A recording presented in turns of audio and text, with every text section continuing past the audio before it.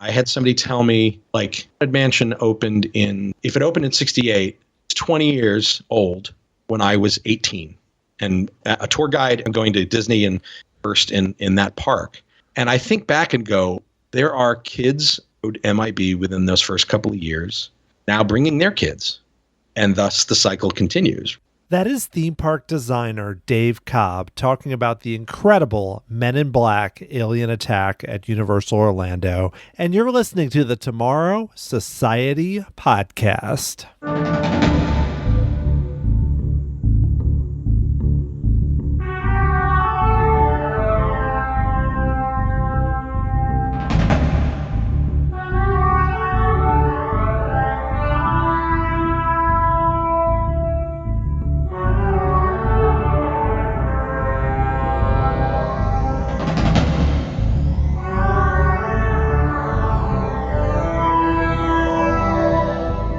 Thanks for joining me here on episode 115 of the Tomorrow Society podcast. I am your host, Dan Heaton. I hope you're all doing well as we roll into September, if you can believe it. My girls are actually in their third week of school, all virtual here at home. I hope you're all hanging in there, and I just want to say thanks for taking the time to listen to this show. I hope in some way it helps to give you a minute to maybe not think about everything that's going on right now. I'm really excited about this episode. My guest is Dave Cobb. His name is probably pretty well known to you. He's very active in the fan community and just a proponent of the industry itself. We talk about a lot of the projects that he's worked on, including Men in Black, Alien Attack, Back to the Future, so much more. He's worked on a lot of movie-themed attractions, including things like The Italian Job and Tomb Raider, and a lot of things for Paramount back when they had parks. And we also get into Survivor the Ride, which is something that really means a lot to me as a longtime fan of Survivor. Getting the chance to hear some behind-the-scenes stories about shooting the pre-show with Ethan and Jenna, and so much more. It was a real blast to talk to Dave about that. I just really like his attitude about the industry, and then his story of working at Universal and ultimately getting into the industry is also very interesting to me. I wanted to give a thanks to my latest member of the Tomorrow Society through Patreon. That is Daniel Durkowski. Daniel, thanks so much. It really helps to keep the show going. If you would like to learn how to help out the Tomorrow Society podcast, you can go to tomorrowsociety.com/member. There are some really cool perks, including a monthly podcast called the Tomorrow Society Bulletin that I do for members, plus an official pin, membership card, so much more. And it's a lot of fun to get to interact with you this way. I also want to say thanks to N. Gavush, who left a review on Apple Podcasts, called it an expertly produced podcast. Well, thank you. That's really nice. If you'd like to subscribe to the show or rate and review it, you can go to tomorrowsociety.com/subscribe. Thanks to all of you for continuing to listen and for helping to spread the word about the show. Before I get to Dave, I wanted to quickly apologize for the sound quality of this interview. We had some connection issues, and unfortunately there are spots where words drop in and out. I still think there's a lot of cool stuff there. I just wanted to let you know up front, if you're missing a few words or here, that was just something that happened with the recording that hopefully I would get the chance to talk to Dave again in the future with better technical circumstances. He's got a great story, and I was really excited to have the chance to talk with him. So let's do this. Here is Dave Cobb.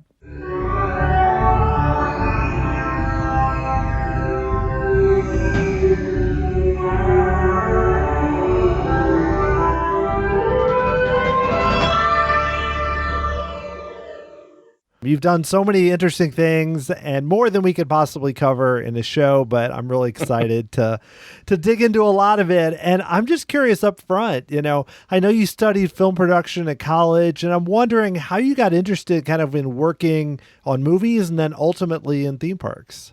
As a child of the 70s and 80s of the sort of early blockbuster era, right? The first generation to start having, videotapes at home, early VHS and beta, and I was just inundated. My dad was a big movie nut, and so I became in the 80s a huge movie nerd. And one of my first jobs was working at a video store in about 1985. I was like 15, and so I saw, living in Los Angeles, you have plenty of exposure to the fact that, the film and TV industry is a career. My dad had worked sort of in industries around TV and movies and not so much in it, but I was aware of it through him. So I instantly thought that would be a path for me. I mean, in junior high and high school, I had aimed more at acting. I was in a lot of theater. And then by the time I went to college, I realized I had this passion for burgeoning world of special effects, and particularly special effects cinematography. I devoured like Cinefex magazine and Starlog magazine, and then all through my tweens and teens and early 20s, led me to go to film school. I went to Cal State Northridge, and was planning on sort of hedging my bets on what to do in the film industry. So I was studying writing, but I was also studying sort of general production with a focus on cinematography.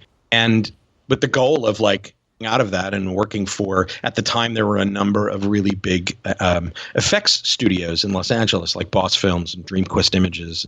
And so I had thought, oh, that's the world I want to get into. Meanwhile, while I'm studying this, my day job is at Universal Studios as a tour guide. I started there right after I graduated high school and was there every summer and Christmas and spring break during college. And so I was working at a park, but I didn't really see it that way. I saw it as an inroad to, I have access to the lot. I can go down and pound the pavement and try to get production jobs, et cetera, et cetera. Something really interesting happened, and this was about in early 90s, where a couple of big effects movies came out, namely Jurassic Park and In the Abyss. All of a sudden, computer graphics were sort of the next thing. And all the shops that I had been planning to intern with in LA were starting to close or starting to focus more on CGI. And I was like, I am not a computer science grad. That is not my jam at all. At the time, it wasn't even like, object-oriented programming. It was all like numbers, right? It had to be math. And I was like the worst at math ever. And so the writing on the wall was like, well, maybe this isn't for you right now. And on top of that, indie film was exploding. That was the other part of it. It wasn't just effects. It was that you didn't really need to have this degree. Like what came out when I was in college, Sex, Lies, and Videotape. Like you can go out and make an indie film and have it released at Sundance, So I dropped out with the goal of like recentering myself and figuring out what I wanted to do. So I'm curious a little bit about, I know you mentioned you were a tour guide there, and ultimately, yeah, you had a goal to really get into films. But I'd love to know, too, just like what was the atmosphere like in the 80s working as a tour guide and kind of the studios? Because, it's much different than now where it's the tour is one part of it. It was the main thing. So I'd love to know a little bit about your experience there. Yeah, well, when I started working there, it was called the Universal Studios Tour. It was not called Universal Studios Hollywood. That was a change came later when they added some, other attractions and rides. But I grew up very close to the tour. And so back when I was a kid, the pass program at the tour was ridiculously cheap. It was something like $30 or something, or $15. It was really dumb when I was a kid. So it was like, oh, well, I'm just going to do that. And I would go and just ride the trams over and over and over again. So I was a big fan of the place already. And in particular, what they called animations. And the animations were the things along the tram route like Jaws, and then later King Kong and Earthquake, and the Ice Tunnel and Battle of Galactica. There were these little stops where the tram would pull into a dark ride, basically, and have a scene. I loved those. It's like, oh, they're showing off movie special effects, but I'm seeing them in real life, right? That was their whole shtick. Being there at the tour and working there was great because I saw that. It's great because we did get a sort of bit of access to the lot itself, and we got screenings and we got Q&A with filmmakers and stuff. And I networked the hell out of working there, trying to get a job in film. And so that part of it was what I really first was enamored with. I worked there. Again, I started to feel like, oh, this is a whole other thing. This is also this big operation. By the time I had a few years, an actual theme park. And, I was also a child of Disneyland. I grew up in Southern California. So I hadn't made that connection between the two until I started working there. And it really opened my eyes to, this is an industry too. This is a really weird one, but it's industry. And like you said, it's very different now than it was then. Back then, it was the Wild West. If people want a really great read about the history of Universal, there's a book called J-Bangs, Aybangs, and named after Jay Stein, who was one of the main executives for the tour.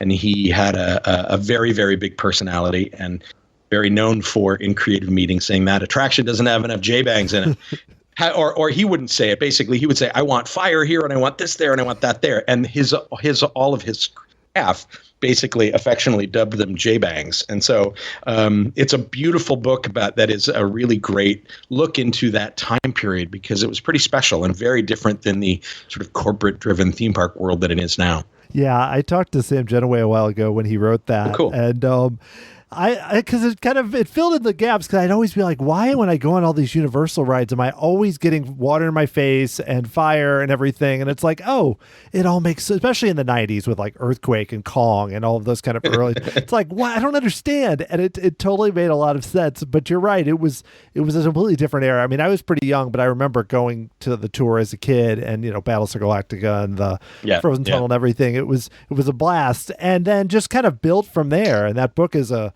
great guide for it. But I'd love to know, like you mentioned, you got more interested in kind of being on the creative side and ultimately got involved with Back to the Future, the ride, which was an incredible ride, especially at the time it opened. So how did that happen, and how did you get involved there?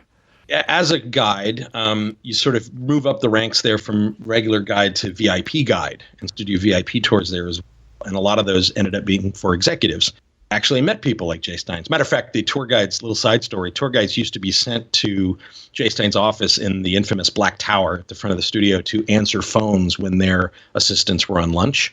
And so I actually did that once and heard behind closed doors a giant argument with every curse word you could think of, just someone with the mouth of a stevedore just yelling and screaming at some other poor executive. And then they came out calm as day. Oh, we're going off to lunch, and we leave. And it was Jay Stein and Ron Bensian, who was another one of the big executives there. So I sort of saw a little behind the curtain there, but got to know sort of the inner workings of the studio from giving tours to executives. And there was one guy in particular, this guy named Warren Holcomb, and he was like a business development real estate guy, right? So he helped expand the tour.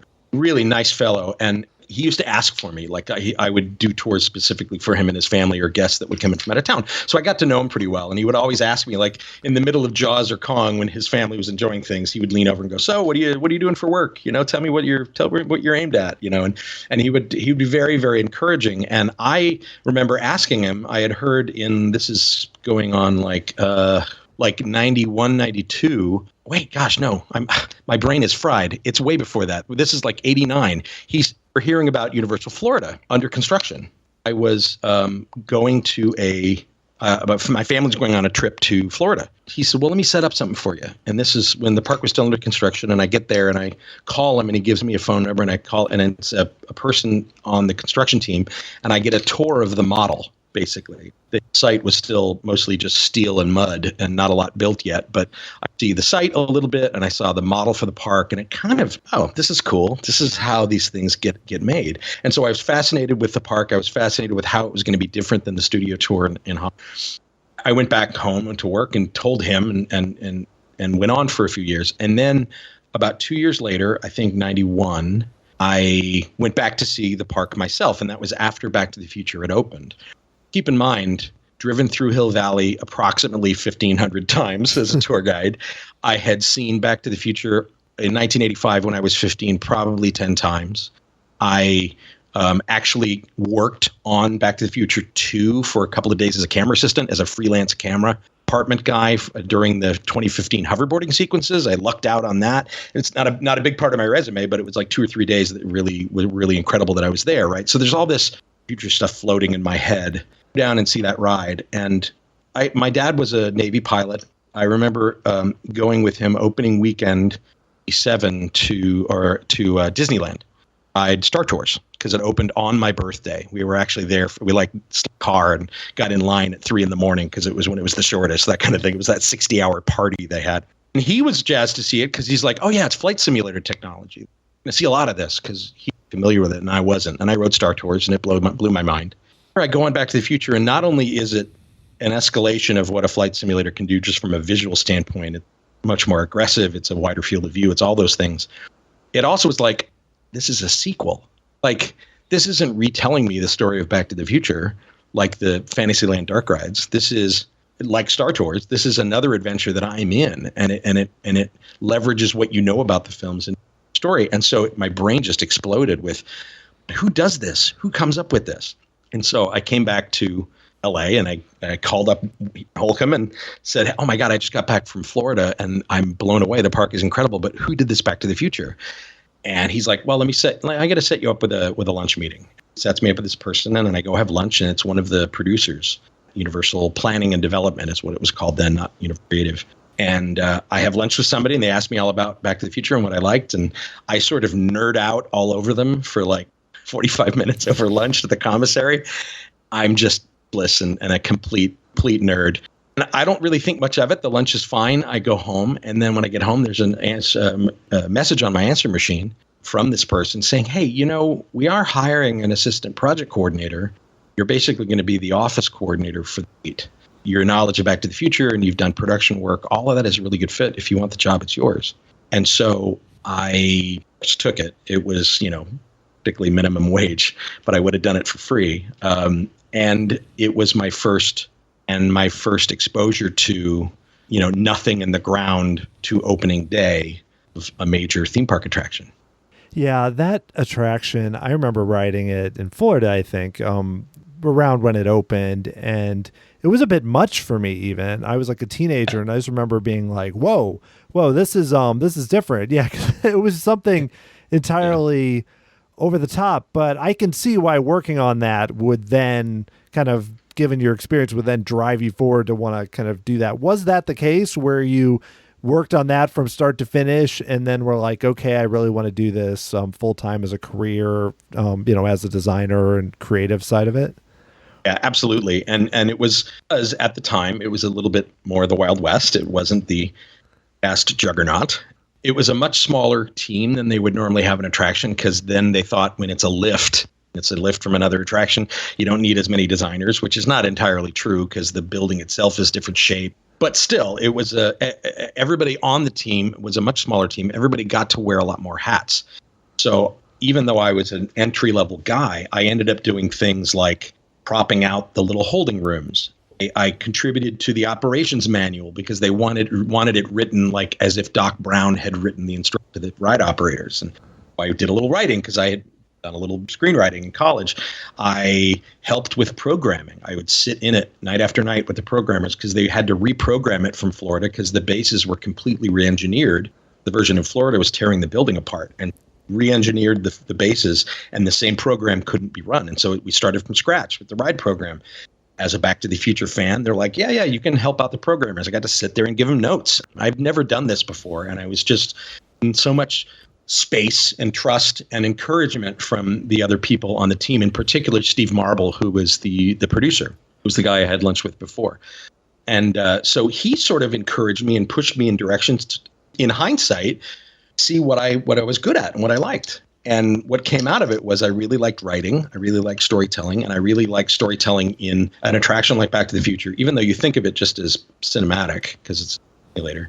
Still environmental. There's story told in the queue. There's story told in the pre-show videos. There's story told in the graphics. There's told in those holding rooms with all the props. I imprinted on that pretty hard. But what really sold it, and this is the moment that I tell people about, and they're like, you must have been the aha moment for you. Flashback to about 8 years old. Dad was a headhunter. He placed people in, he was a corporate recruiter, right? And he actually placed a lot of people at Ring occasionally because it was all high-tech engineering jobs. And one day he picked me up at school. I'm like 8 years old, so this is like 1978. Picked me up at school. He's like, I got one more thing to go to, but don't worry, it's a lot of fun. They're going to take good care of you while I'm in my meeting. So we get there, and it's 1401 Flower in Glendale. It is the WDI campus. I have no idea what it is. He goes into his meeting. I'm 8, and this nice secretary takes me on a tour of the Epcot model. Oh my gosh.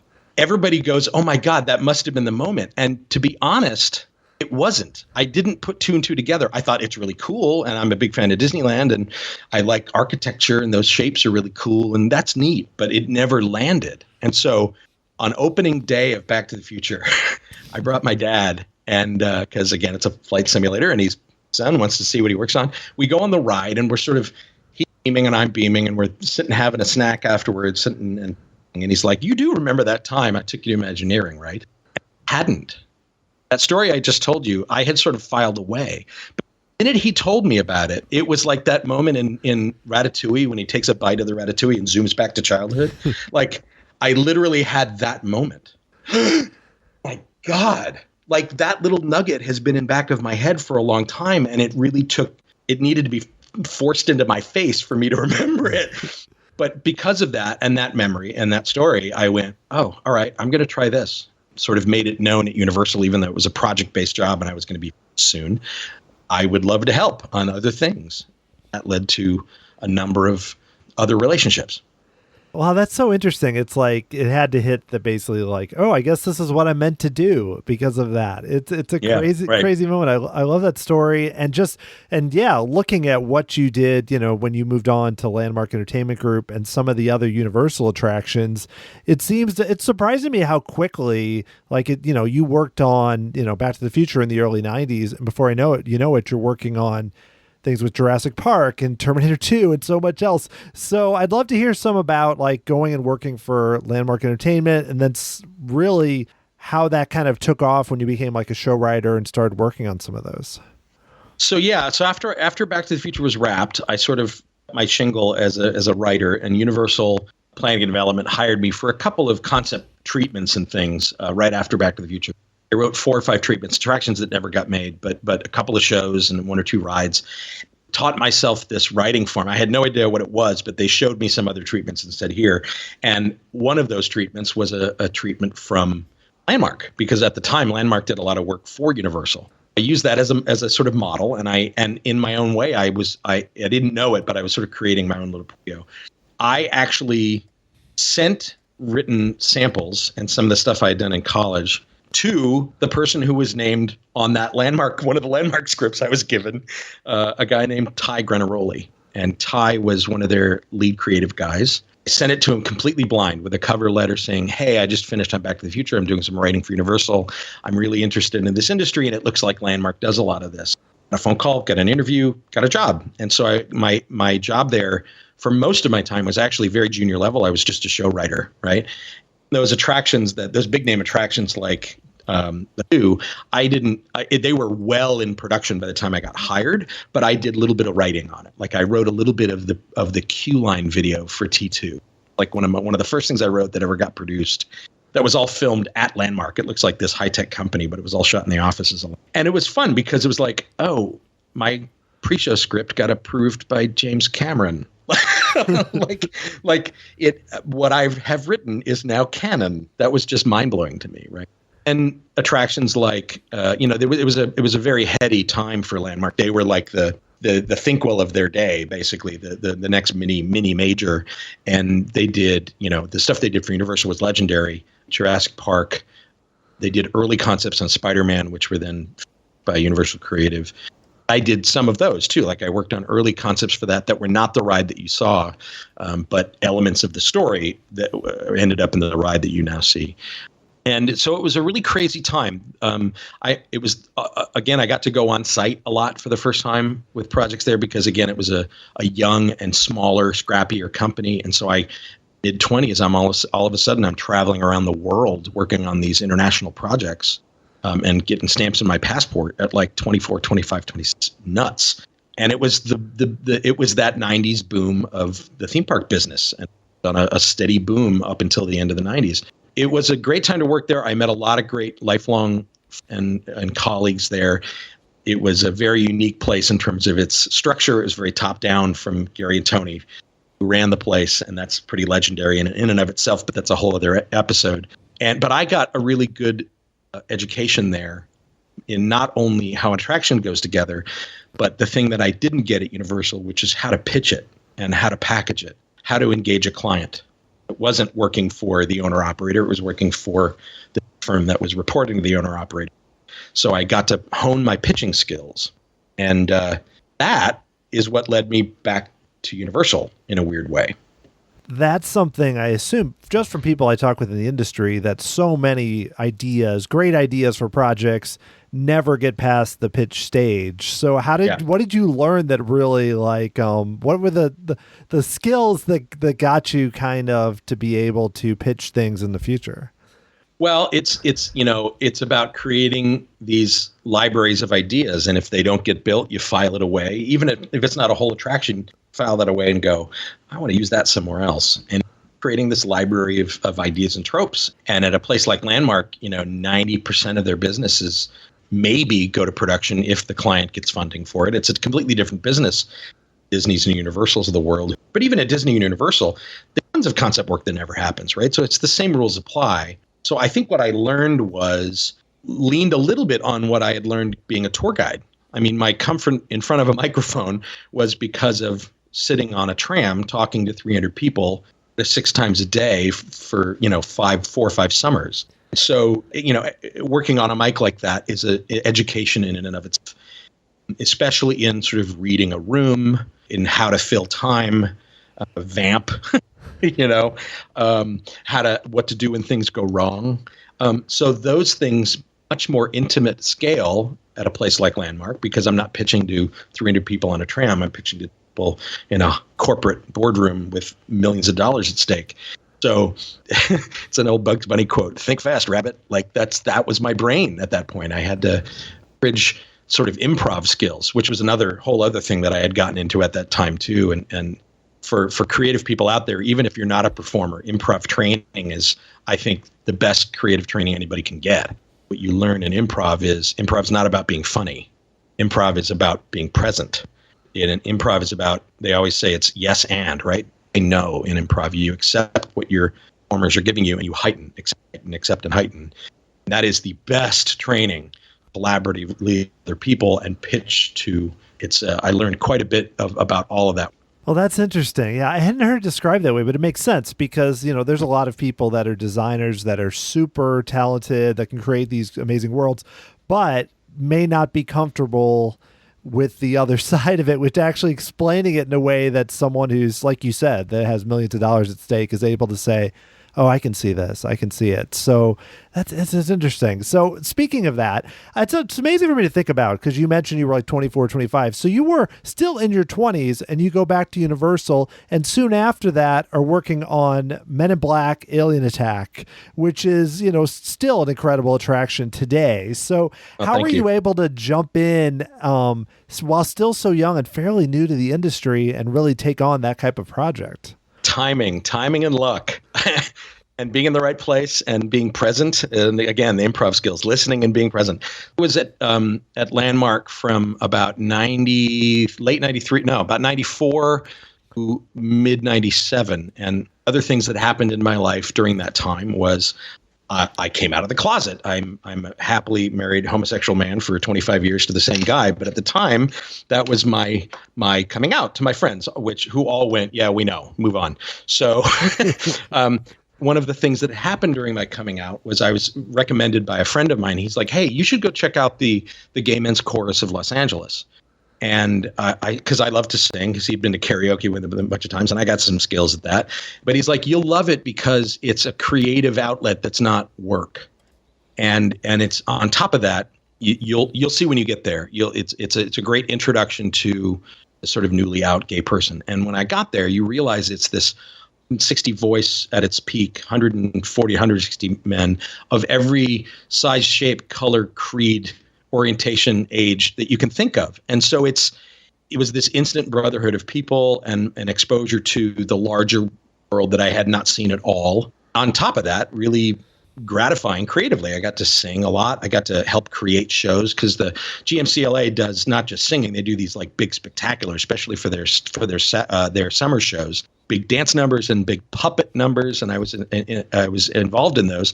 And the guy that puts those big puppet spectaculars together, and look them up. If you look up GMCLA puppet on YouTube, They did an Under the Sea one. We did a Christmas one. And they're like blacklight puppet numbers that use the entire chorus. They're kind of spectacular. The person who put all those together is a name you might know, Phil Hedema. Right. So Phil Hedema was the VP of Creative at Universal for many years while I was there at Back to the Future. I had pitched some projects to him. I was at Landmark, so I was on the other side of the table from him. At the same time, I'm singing with him in the chorus. So I out on some of these puppet productions. I helped. One of the greatest parts of his career that I ask him about all the time is he worked for Croft for many years.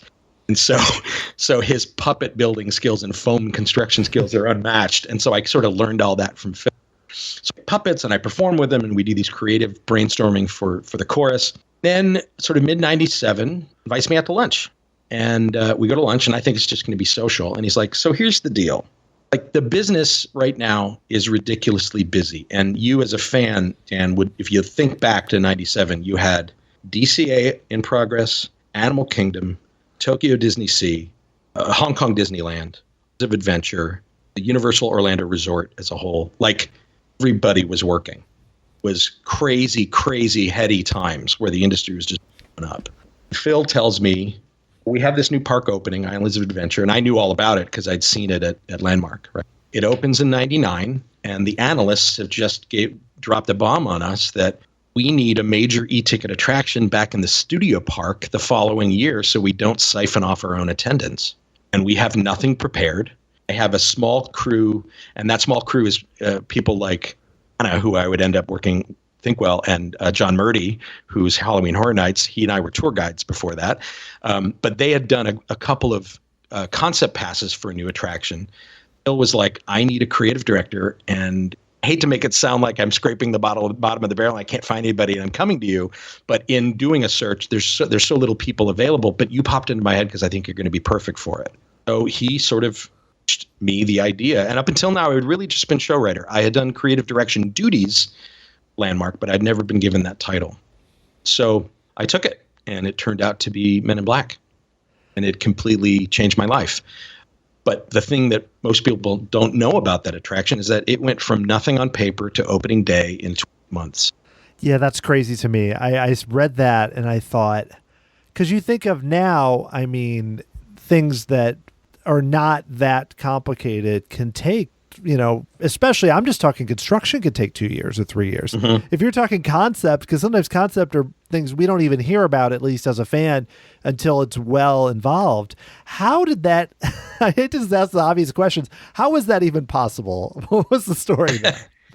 The good thing is the blue sky work that had been done. I was hired right after Craig and John and Phil had finished a very, very rough blue sky pass. Much of that franchise lends itself to an attraction, right? It's wish fulfillment. You want to wear the suit. You want to zap at aliens.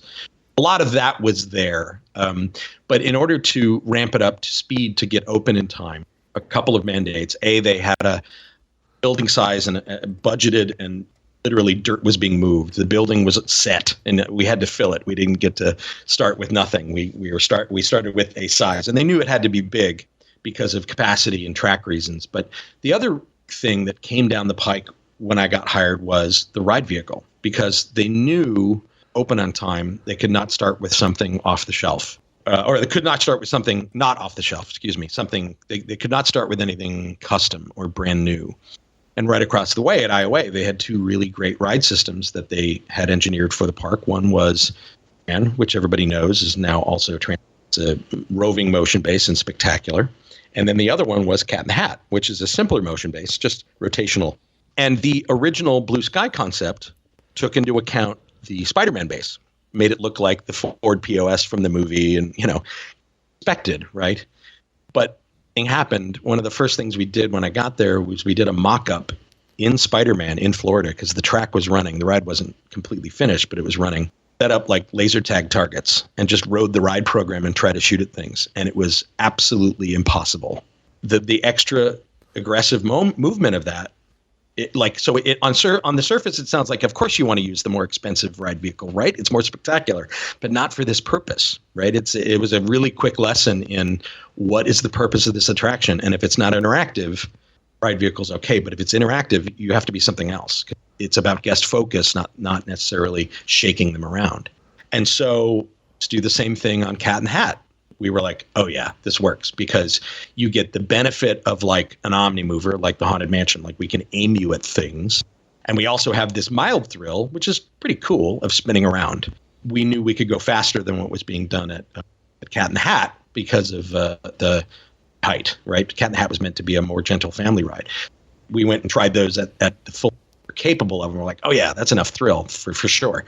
At a thrill ride as well. But that was the big constraint was there was a footprint of the building, and here's your ride vehicle, go. That makes a lot of sense, especially just given, like you mentioned, where I still feel like the vehicles are pretty impressive, but it's simpler. But that effect at the end with the spinning, it's definitely thrilling enough for me. I will say you don't need to spin it more.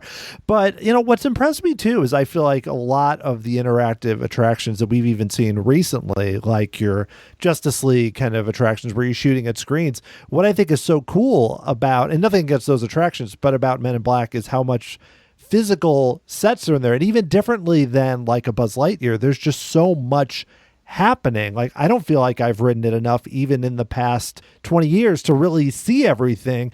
So it's interesting to think of the timing just because of how much you were able to pack into that building. Like, I'm just curious, the development of kind of where it started to where you ended up with so many kind of physical sets and little gags and everything else in that space. That's a really, really great question. Obviously, one of the first things we had to do was start figuring out the logistics of the tryout.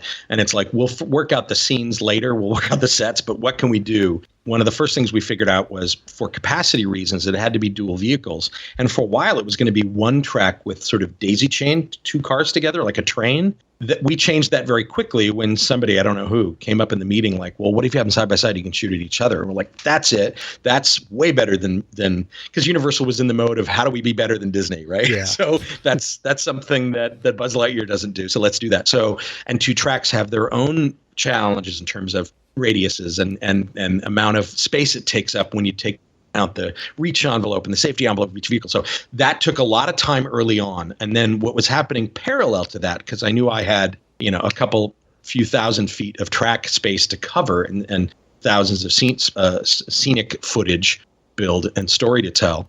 Exactly what you're talking about, the details and all the alien gags. And the first thing it flashed on, and I sort of told Phil this years later, I wanted it to be my own internal logic. He said, I am such a huge fan of Haunted Mansion and Pirates of the Caribbean. And the reason we're all big fans of those is the Mark Davis stuff. It's gag after gag after gag that you have to just wander your eyes and see. I said, I want this to be Universal's way more aggressive video game version of Mansion. Same impact of characters, and you never see the same thing twice, and you have to ride it 10 or 20 times to see everything. And so get that. I want to start designing alien gags like you would see Mark Davis gags in a Disney attraction. He's like, oh, I love that idea. And we brought in two artists, one that you might be familiar with, Don Carson. Yeah. Don's amazing and is wonderful at that sort of gag. Like you say, give me 100 alien gags hiding in New York. And he did all these color sketches, and they were another one was an artist named Cynthia Ignacio. And she sort of did the same thing. She did animation, and so she had a really great loose style. So we spent weeks and weeks and weeks drawing hundreds and hundreds and hundreds of, if there are aliens hiding in New York, what's a gag? So it was off of alien tropes. It was riffing off of New York tropes, riffing off of some of the tropes of the movie, but we knew we didn't have to stick to just the aliens you saw in the movie. That was really where we started. And that was the most fun part, was just figuring out the pacing. And I posted this to my YouTube channel a couple months back, closer to the 20th anniversary of the ride back in April.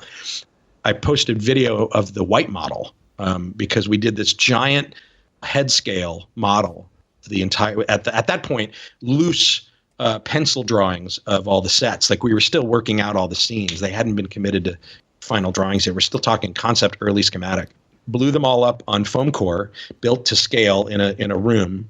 And the scale was that your head was the size of the ride vehicle, and the whole model was lifted off the floor, and you could walk through the ride and see it at scale. So had made a scratch track for the ride at that point, just rough dialogue and music from the film, and just put on headphones and little Post-its where all the targets were. And I just sort of walked through the ride like dozens and dozens and dozens of times. And we all sort of did that and put in our 2 cents about easy, medium, and hard targets. Ones do we want to focus on? Like, there is a logic there that there's a layer of targets that everybody's going to see the first time they ride. There's a layer of targets you're really not going to see until maybe the second time you ride. Layer of targets you're not going to see unless you literally crane your head and look backwards, right? So it was very intentional because we knew the whole point of an interactive ride was to make it re-rideable as many times as possible. Yeah, that's really interesting. And it actually connects to what you said about Pirates and Haunted Mansion, because part of the reason those work so well is you can write them over and over, and they're not interactive, but it has that like cocktail party idea like they described. Yeah. Where you're catching little bits. But here you're catching little bits of the targets where you're basically going, okay, I've shot that guy and gotten almost no points 100 times. I want to see what else there is. And there's those layers. That's really interesting. And you mentioned Don Carson. It's funny that I've talked to Don a few times, never about Men in Black, but he's great. Yeah, he has so many cool things, and actually might be on the episode right before this one. So you're pitching things well. This is connecting inadvertently so well here, Dave. Excellent. So I like this. The Tomorrowland, the Tomorrowland podcast story universe is what we're creating here. Yeah, it's just everything's coming together at the Tomorrow Society. But I want to ask one more question here about Men in Black, which is, like you mentioned, 20th anniversary. And I sometimes forget how long it's been there because, you know, some attractions, like some of the ones you mentioned, just go on and on and on, while others can be here for 5 years and you have to upgrade them. Why do you think it's just been able, beyond what we've talked about, just been able to stay so popular and still feel new, even though it's been along for that amount of time? You know, that's a hard question to answer. I really don't know. I mean, I have my gut feeling, and that is, talked about, there's just so much to look at. There's easy answers in that it's very family friendly. It's something, you know, a 5-year-old can ride with their grandma and still have fun. But those qualities of a classic Disney attraction, just from function and form, are a crowd pleaser. It is the call to action of the attraction created an amazing fan. If I've learned anything from this year of sort of posting things out in the world about the 20th anniversary of the attraction, is that some unbelievably rabid fans. And I mean that in a good way, but it has so many people. I found a group on Facebook. They're called the 999 Club or MIB 900 Club. People who can max out the score, tips and techniques, and it's a whole little Facebook group dedicated to literally pictures of their score screen in front of their car, proving that they can max out. It's like this. It's this big flex, and that's because they know all the details, and they've literally like made spreadsheets of what the scores are for things. Like, it's insane. Like, people ask me like, what are the scores for things? Like, I don't know. We did a bunch of play tests and scores we thought would work out. And like, even that maxing out thing was something we debated. It's like, should we max it out or should we let it roll over? But the problem was, if it rolls over, there's no way to make it additive. The output to your photo, you know how your score is superimposed over your photo, right? And for the ride photo, the system to do that in 1999 and 2000 was not the way we would do it now. It was literally like infrared, like TV remote codes sending off board. It was very lo-fi compared to what you can do now. That was like the limitation. We're like, no, people are going to want to see that. People don't want to get a picture that says one point if they roll over by 1 point. You know, we made that a hard stop, but now there's a whole fandom that's literally dedicated to techniques to get you there, which I can't tell you how satisfying that is. Somebody who poured their heart and soul into this ride, and hundreds of other team members that we all just work so hard on this thing. We don't know how long these things last. And to be honest, I never looked at it like this is a perennial like Haunted Mansion. I never thought that at all, because you look at the other Universal attractions and there were things being phased out even then, right? And you never really know what's going to the audience. But when it does, it's pretty gratifying. I had somebody tell me, like, Haunted Mansion opened in 8. If it opened in 68, it's 20 years old when I was 18, and a tour guide and going to Disney and first in that park. And I think back and go, there are kids who MIB within those first couple of years now bringing their kids and thus the cycle continues, right? I never thought when we were making it that it was up there with it's, but I am so for the fans that have put it in that echelon, because it's kind of amazing. In that park, it's one of the few attractions that has not changed. Well, yeah, I mean, you think about it with Universal, if ET gets replaced, then every original attraction, I mean, some of the original attractions were, Murder, She Wrote and Alfred Hitchcock, great things, but, things that you don't think would last. But you think about it, I mean, Jaws is gone, Kong, so many that were part of that have been replaced. But, I mean, I look at the park and I mean, who knows, knock on wood, whatever, but I think it'll be there for a while, because I think any attraction, especially too based on a movie, because even though there's been multiple sequels, things that are based on films, that's one reason why Universal's replace things, because they're trying to get newer films or newer properties. Yeah. That's really rare. Yeah. And, it was, they had already dipped toe in other people's movies and other people's IP, obviously in a huge way with IOA. That discussion about, when you look at it, a lot of it had to do with the timeline, right? They were talking in early to mid 97 that they need an attraction that's an e-ticket in this short time span. Well, what was the big hit movie that summer? It was Men in Black.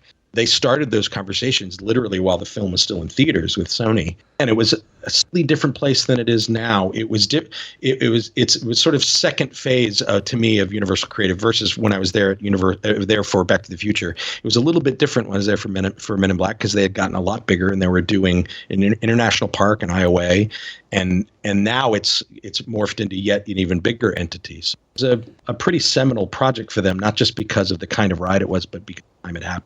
Oh, totally. Yeah. I mean, I think about from that era, what really came out of it. I mean, the things that are the most resonant, it's Men in Black and it's Spider-Man from that kind of similar era, and both are still going strong and have, seem like they're going to go for a while. Well, I want to make sure we get a chance to talk about a few other things you did. I know Sure. Then you went on to work for Paramount Pictures licensing and were involved with a variety of projects there. And I do want to ask you about one in particular, but before I do that, I'd love to hear from you just about kind of getting that role and kind of what that job was like. After Men in Black, my rating in the industry had gone up a little, and people knew who I was, and so it opened some doors. But it opened a door right back to somebody who I had worked with before, which is Tim Rowley at Landmark. He was then working for Paramount, and Paramount, as you know, owned a bunch of parks in North America in the 90s: Kings Island, Kings Dominion, Kings Wonderland, Carowinds, the Star Trek Adventure in Vegas, which I had worked on it. They owned and operated all those, and had a small department doing overseas for licensing new parks to larger international clients. They were trying to get in that business too at the time, this early aughts.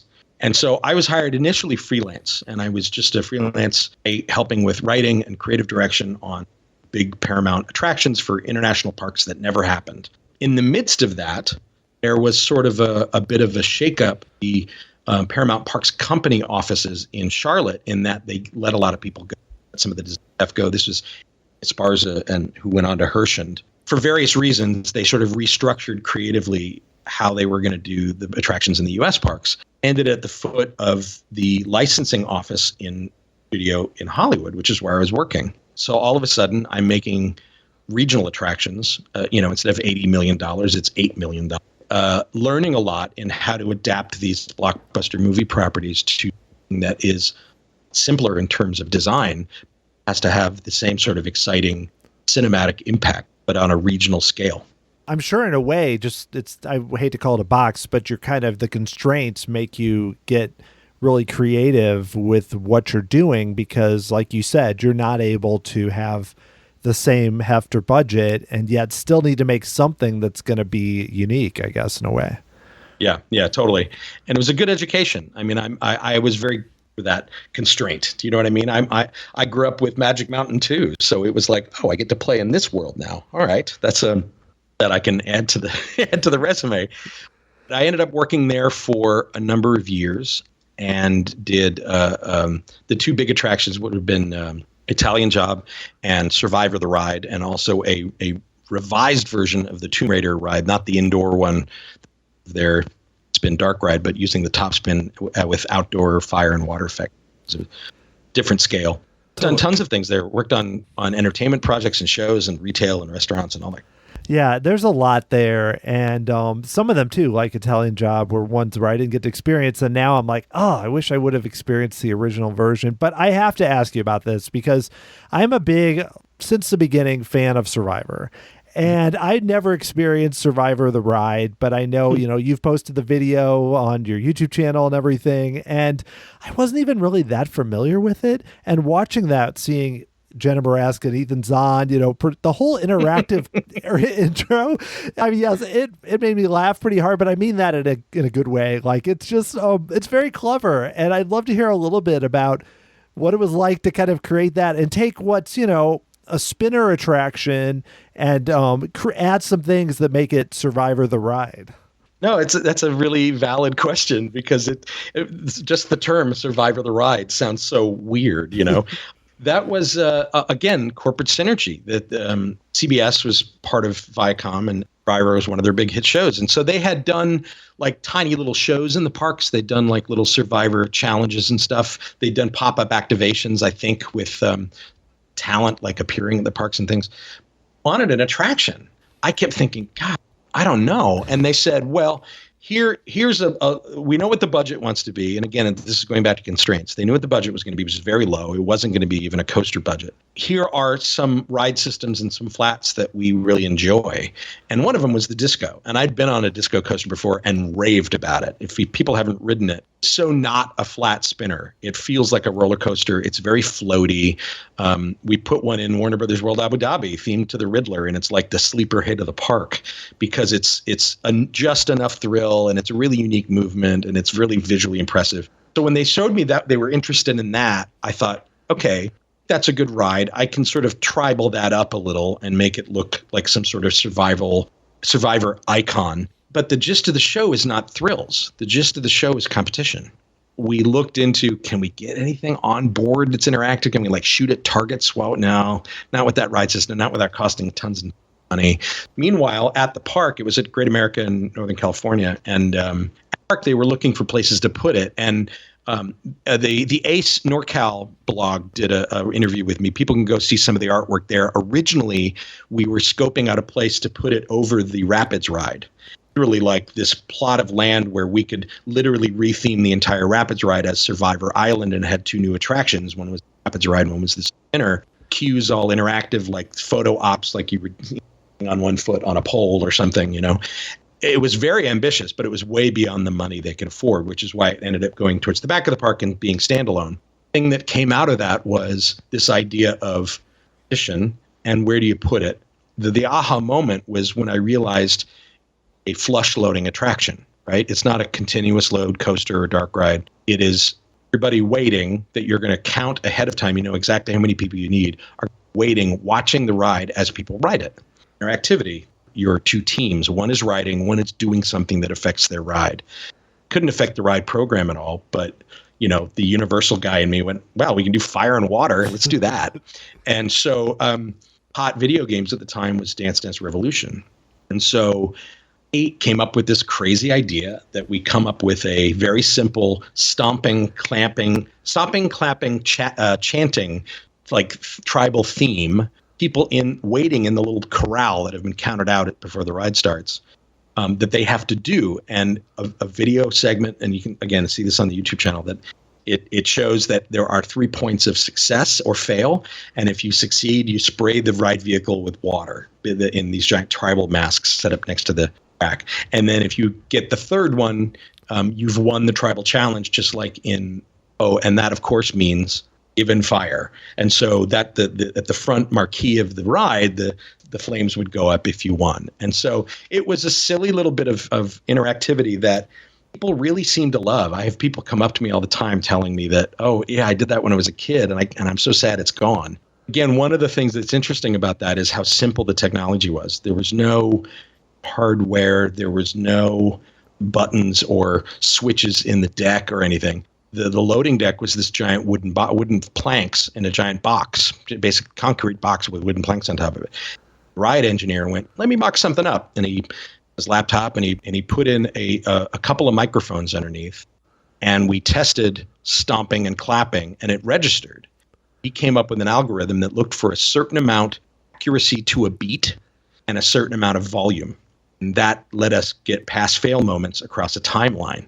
But it was literally just microphones, nothing else. And a very smart programmer. And that then tied into the video system, which would change the playback of the clips with Ethan and Jenna, and it would go to the effect system that would blast out the water. So it's very simple attraction that we tried to get the flavor of the series in a group way. You know, it's funny because I look at it and I laugh at the video and stuff, but I'm like, you know, if I went there, I'd be totally down for that when they had it. I would have been like, yes, you know, especially being a fan of the show. But one more thing. So, you know, Ethan and Jenna had both won, and it was still early on. I think the video shows like up to the 8th season or so with the logos. So how did you end up with Ethan and Jenna as the representatives kind of for it? They were recommended by the show, actually. So we reached out to find out, you know, who we could use. And a lot of them were available, but the show creators in CBS were like, Ethan and Jen are great because they're both winners and they're a couple at the time, I think. Yeah. And so we were like, yeah, that actually works really great. And they're both so great on camera and just simple in person. But again, we're making this with a skeleton crew of me and like 2 or 3 other people. Like that wasn't shot in some fancy soundstage. If you know that park, there are a bunch of covered event spaces that are basically big open air tents where they do like picnics. Dress that out with, you know, T-balls and torches and a couple of plants and shot it there at the park. Like it was done the whole thing was done for $5, and they were totally game for it and really cool. So it actually came from the network. Well, that's interesting. Yeah. I mean, I think you got the right people because they kind of have that, you know, enthusiasm for it that maybe some of the other winners would be a little too cool for school or something.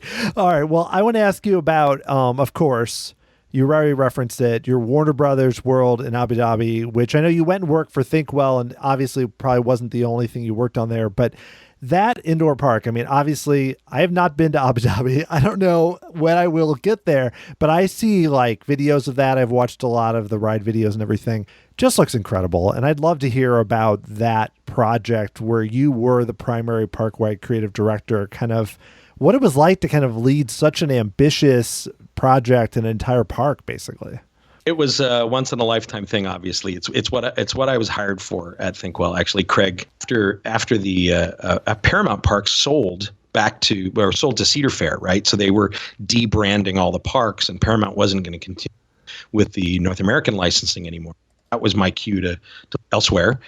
I ran into Craig Hanna, my old pal from Universal, who had now been Thinkwell running for 5 years. As a matter of fact, I hired Thinkwell at Paramount once. Like I freelanced for them a while in the early days, and then I hired them at Paramount to do some concepts. And then in 2006 is when they sold the park. So late 2006, early 2007. I think it was at IAPA, like IAPA 96 or IAPA 97. I ran into Craig, and he's like, "So how's Paramount?" I'm like, "I don't know. I just left." And he's like, "What? We need to talk." So we had this meeting and signed the NDA, and he's like, "We're working on this giant indoor in the middle. It's going to be Looney Tunes in DC, I think." And I'm like, I could not say yes fast enough. I mean, those are my childhood, Looney Tunes in particular. And I knew that Warner Brothers as a brand, Craig and I talked about this at length early in the process. Warner Brothers as a brand had not really been given the full sort of immersive treatment. It had been mainly smaller scale attractions and branded attractions, Six Flags and regional parks, but not like Disney of detail. And so we said, well, if we get to do that, we'll be first to do that. That's going to be fun.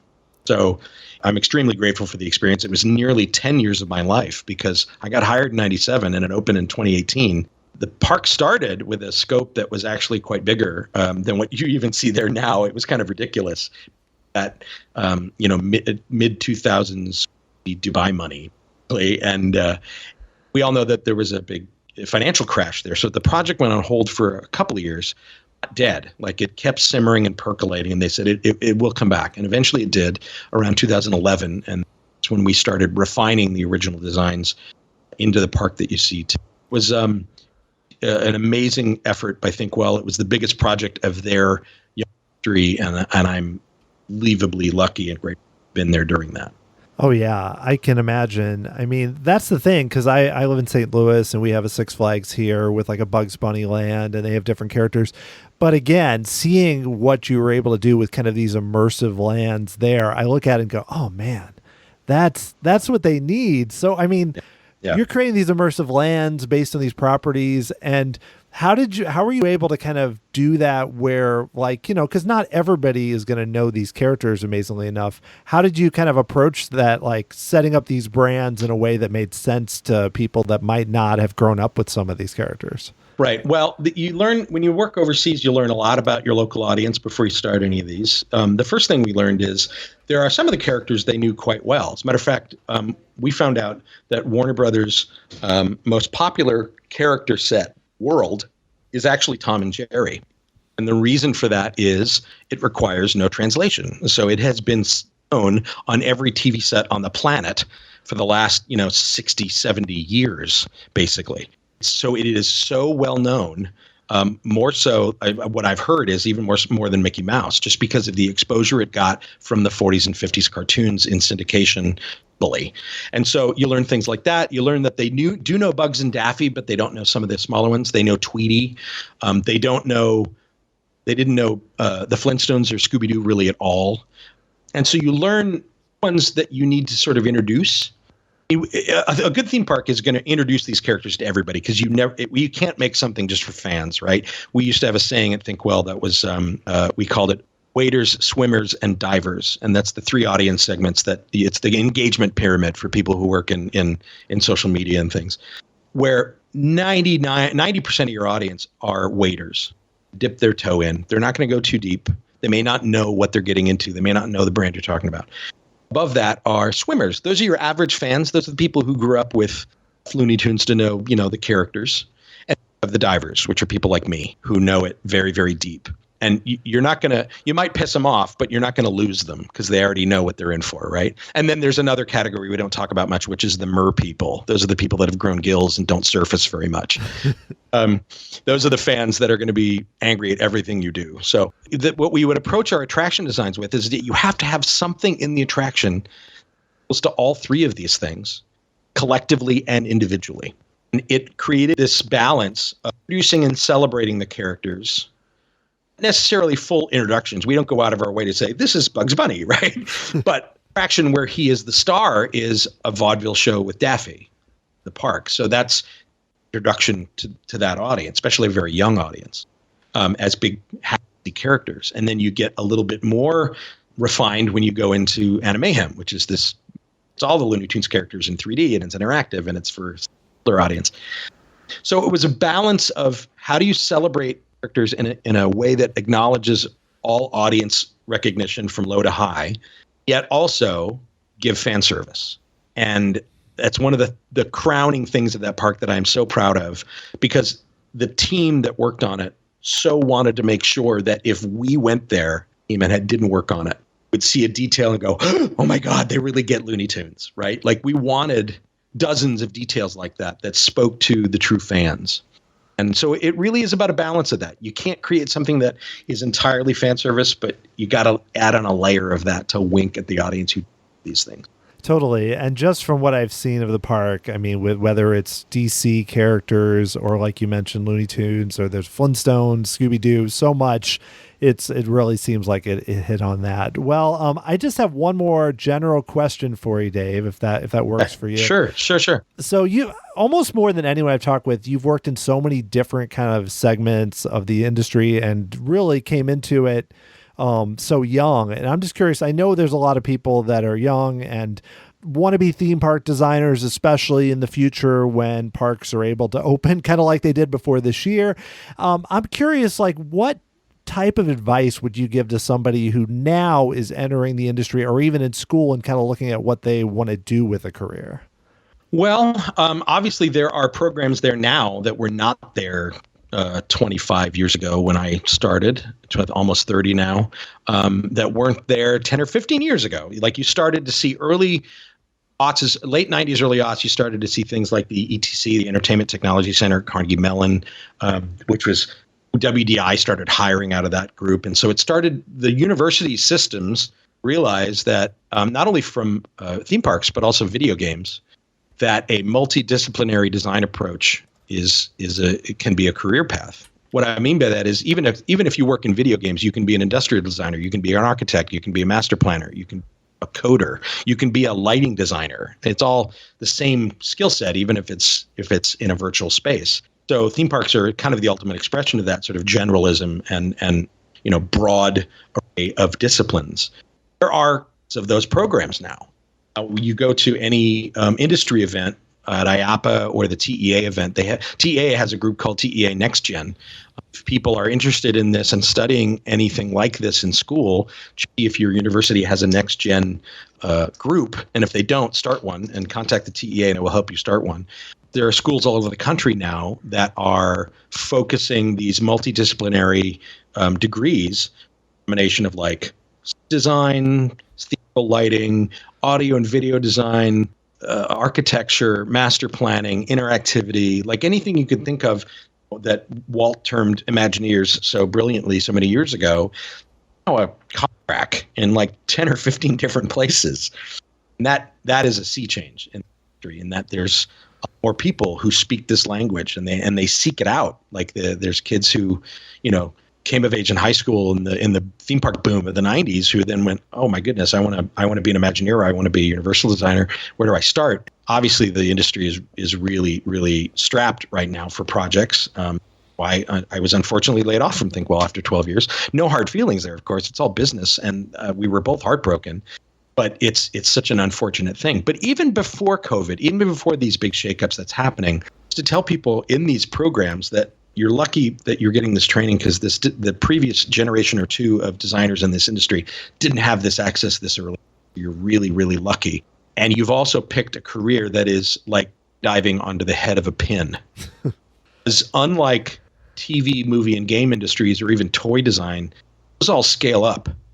You do one thing and it goes a million places. So it's a huge demand for content. Funnel to a theme park is much slower, much more site specific, and not as often. So it seems like this big giant industry because of Universal and Imagineering.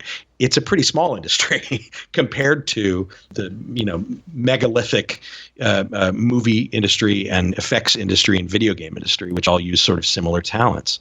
So what I tell people coming out of these programs now is the challenge of keeping this generalist view, this sort of wide view of what the industry is. Keep that generalist view because it lets you cast a wider net for jobs.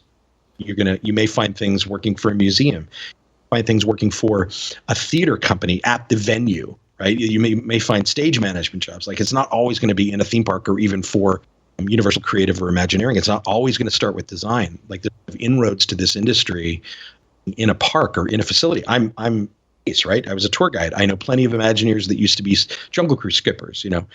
That generalism comes at a challenge with actually getting hired, which is you need to have a skill set that you are great at. You have one skill set that you can demonstrate. Also say I'm into all this stuff as well. But like the kids that come into me from these programs and I say, what do you want to do in the industry? And they're like, I want to be you. I'm like, Dave Cobb is not a skill. What is your skill? And I would have to explain to them that like your elevator pitch can't be, I want to design attractions and be like Joe Rohde. It's, I love attractions and theme parks and I have learned to do this skill really, really well. Here's my portfolio. And I am a quick learner and I love interacting with all the other disciplines. You still need a cake inside of that icing that is like, here's the thing I kick ass at right now. It's going to change, right? You're going to get hired and you're going to get opportunities like I did that you get to do more and wear more hats, but not an industry that hires attraction designers. The title is attraction designer. Came from set design, came from theater direction, came from ride engineering. Like there's so many different inroads that you have to enter with a skill and just know that pre-COVID, it's an exceedingly difficult industry to get hired by. It is easier now than when I started is communicating and networking in the industry. My LinkedIn is wide open and I tell people reach out and say, hi, I'm happy to chat anytime. Nobody had that in the previous generation to me or even my generation coming up through theme parks. I didn't have that kind of access to people. They're all on social media. Joe Rohde retweets people and they freak out. So my advice is have a good skill set and be a good networker and have a really, really, really good elevator pitch for who you are. That's a great answer. I think there's a lot there. And you hit on a lot of good points, especially now with how the industry is going to possibly look going forward, where specializing may be so important. But Dave, thanks so much for the time and for just being able to talk with me. It's been awesome. And I know, just like you mentioned, if listeners want to contact you or even learn more about what you're doing, are there the best places they should go to learn more about what you've done? I have a main sort of landing page. It's about.me/Dave Cobb. About me, Dave Cobb. Just a quick site there that has all my social links, and you can see link to my LinkedIn and my YouTube and Twitter and all of that stuff there. And I'm very active in the fan community online, and with the burgeoning new students coming out into the industry on LinkedIn, I'm happy to have those conversations with people. There's lots of stuff happening in the past couple of months and moving forward. A lot of us are doing like workshops and online creative sort of mentorships all happening, and you'll see links of that in especially my LinkedIn. If people are interested in those kind of things, there are plenty of those going on right now. Well, awesome. Well, Dave, thanks again, and it was great to have you on the podcast. Thanks so much, Dan. Talk soon. I want to give a big thanks to Dave Cobb for being on the show. If you like this interview, you should check out my conversations with a variety of people that have worked in the industry, including people that have worked beyond Disney, like Garner Holt of Garner Holt Productions, and Bob Baranek, who has some great stories about some attractions with Six Flags, including the power plant park that still fascinates me to this day. You can find those at tomorrowsociety.com/podcasts. I love talking about theme parks. If you haven't discovered from this show, I could do it all day. And I love hearing from you. Send me an email, dan@tomorrowsociety.com. I would love your suggestions for the podcast, your ideas for future guests, what you think of the show. If you have a podcast, send me a note. I would love to talk with you on your show. Are you sensing a theme? I like talking about theme parks. You can also follow me on Twitter at TomorrowSOC, Facebook or Instagram at Tomorrow Society, and YouTube, tomorrowsociety.com/YouTube. I just released a video with audio commentary by me about my trip to the Magic Kingdom in 1980. It was a blast to do, and I hope you enjoy it. The Tomorrow Society podcast is hosted, produced, and edited by Dan Heaton. The music was written by Adam Hookey, performed by the Sophisticated Babies. Next time, I'll be talking with Zofia Kosterko, who was one of the original group that worked on the concepts and design of Disney's Animal Kingdom with Joe Rohde. Fascinating stories about the development of that park. Thank you so much for listening, and I will talk to you again very soon.